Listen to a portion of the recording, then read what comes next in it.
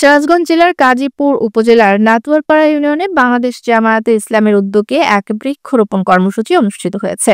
পরিবেশ রক্ষা ও প্রাকৃতিক ভারসাম্য বজায় রাখার লক্ষ্যে আয়োজিত এই কর্মসূচিতে আম গাছ, কাঁঠাল গাছ, পেয়ারা গাছ ও জলপাই গাছ সহ বিভিন্ন ফলদ ও বনজ গাছের চারা রোপণ করা হয়। অনুষ্ঠানে প্রধান অতিথি হিসেবে উপস্থিত ছিলেন অধ্যক্ষ মাওলানা মোহাম্মদ শাহিনুর আলম, সম্মানিত আমির সিরাজগঞ্জ জেলা জামায়াত ইসলামী।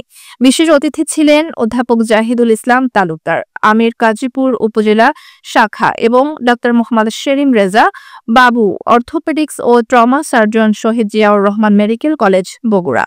অনুষ্ঠানটি সঞ্চালনা করেন মাওলানা মোহাম্মদ রবিউল হাসান বাবু, সেক্রেটারি, নাতুয়ারপাড়া ইউনিয়ন শাখা, এবং সভাপতিত্ব করেন হাফেজ মোহাম্মদ সাইদুর রহমান, সভাপতি, নাতুয়ারপাড়া ইউনিয়ন শাখা।